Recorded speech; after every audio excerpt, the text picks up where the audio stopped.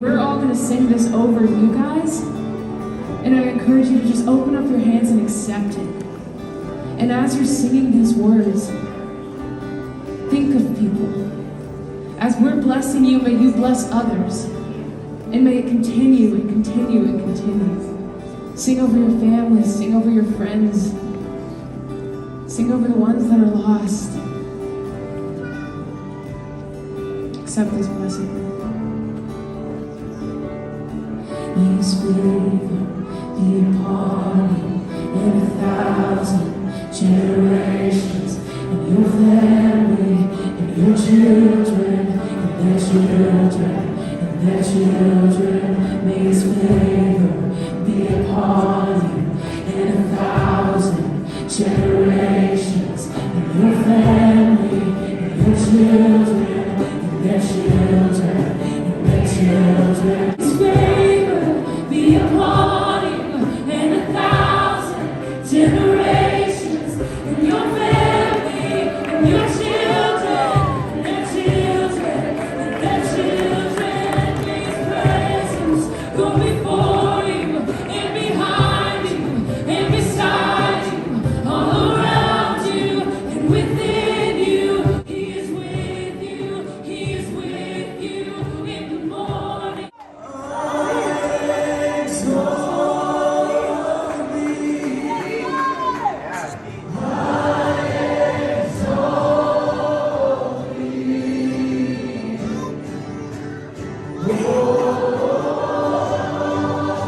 From you are all things, to you are all things, you deserve the glory.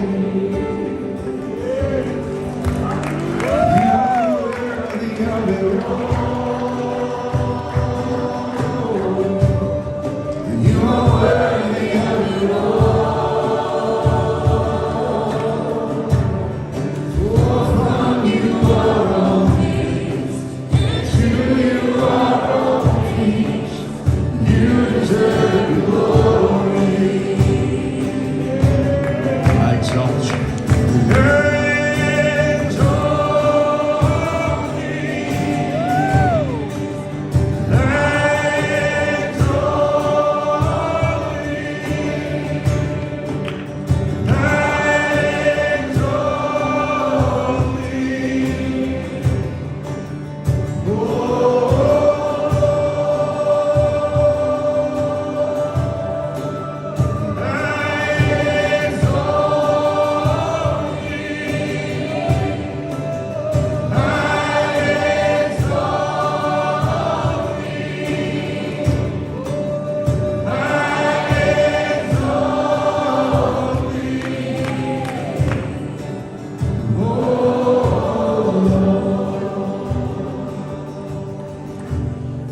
You're worthy of it all.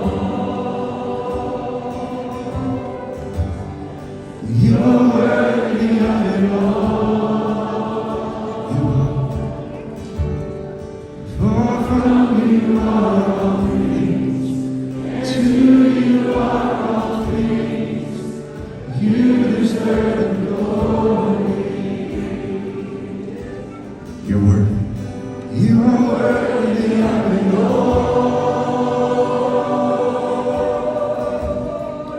You are worthy of it all. For from you are all things, and to you are all things, you deserve the glory.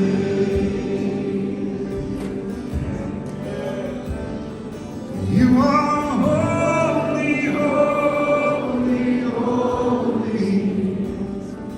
You are holy, holy, holy. You are holy, holy, holy.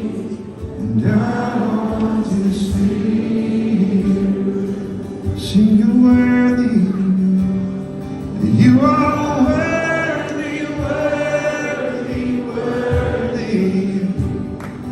You are worthy, worthy, worthy. You are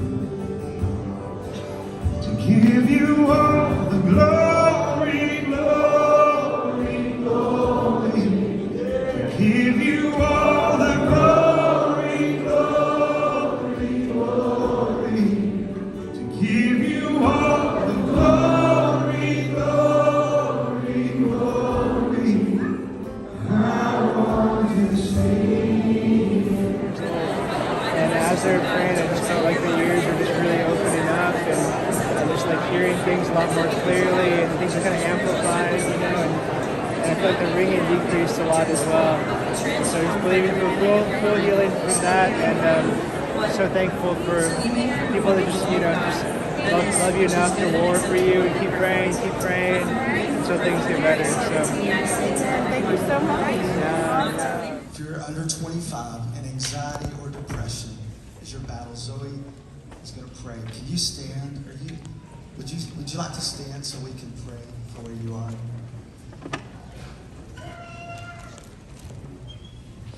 Dear God, I just thank you for your presence here, God. And you, God, all anxiety bows in the presence of Jesus. God, speaking your name, God, awestruck wonder fills us, and anxiety has no room, God. Once Jesus enters, anxiety and depression have no claim.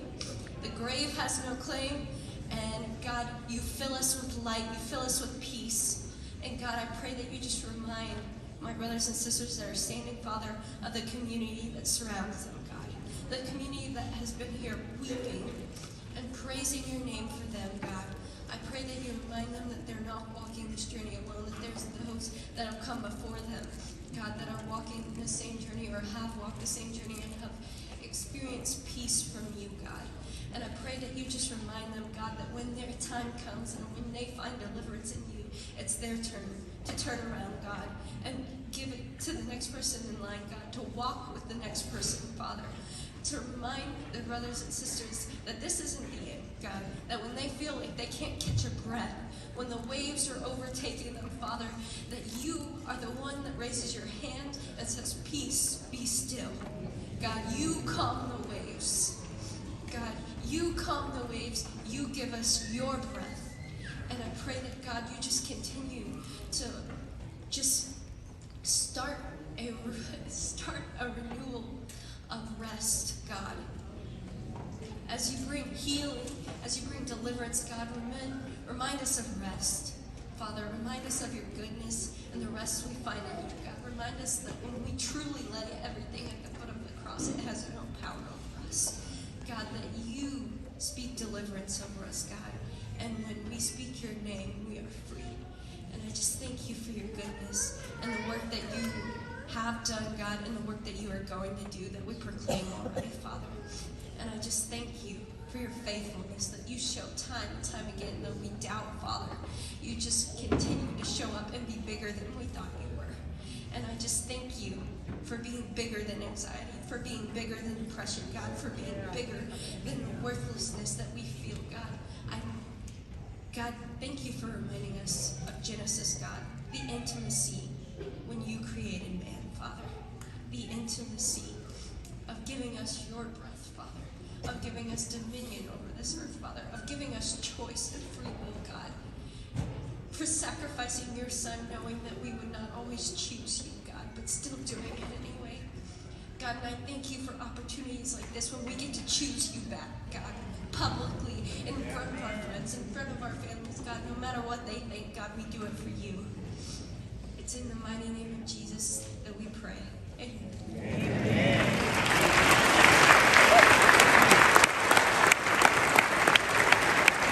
Yeah, my name's Kevin. I work here at Asbury, and I have the privilege of working with our young students. I have the privilege of working with our next generation. And I'll be brief in sharing, but when I was in high school a long time ago, I had a lot more hair. High school, college is a fascinating time. And I've made this point before because it's associated with these vulnerabilities that we don't have at any other period in our life. We are more intellectually vulnerable. We're more spiritually vulnerable. We are more socially vulnerable. We are more morally vulnerable during that time of our life. And for whatever reason, I had committed men and women who just sought me out and were deliberate to pour into my life and fundamentally shape the trajectory of my life. It changed everything. There's an expression I've heard in the past called hyper-seeing, and I think it's trying to convey the idea of an artist who sees a block of stone. But they don't just see a block of stone, they can hyper-see, they can see into it, they can see a finished sculpture, they can see what that raw material can become. And as followers of Christ, as men and women in the church, as people that inhabit institutions that work with younger generations, on our best day, we can hyper-see this generation. Their God-reflecting capacities, their capacity to bend the universe in favor of the orphan and the widow and the alien, their opportunity to be the next manifestation of a flourishing church in the future, the Galatians' vision for them to be a new creation and thus for them to recreate the world. Their desire to go into the nations and be the walking, talking picture of Christ and to serve others. There's a quote I use around here a lot. And it's not because I don't have other quotes. It's because it's so good and it's so relevant. And it's from a British evangelist from many, many decades ago. But he says this: there are 5 Gospels: Matthew, Mark, Luke, John, and the Christian. And most people, he says, will never read the first 4. If you want to win this generation, be the 5th Gospel for them.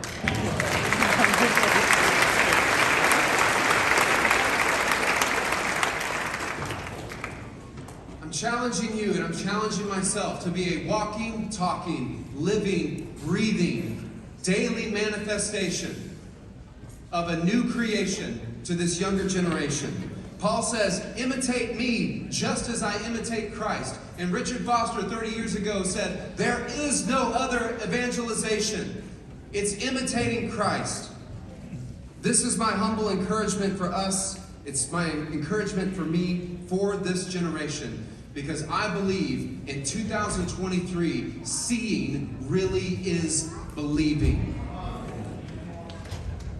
Can we give these young adults a picture, a performance, a demonstration of what it means to be Jesus? To equip them, to get them to believe, to give them an imaginative picture so that they can go out and be the future manifestation of a flourishing church. That's my passion at this school. It's the passion of many in Christian education.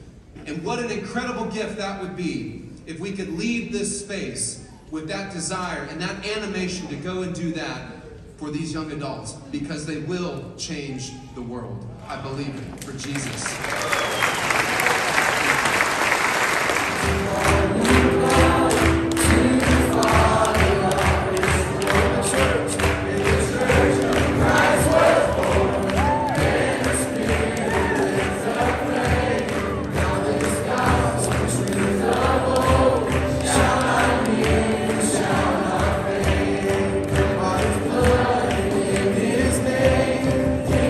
Freedom, lion, free.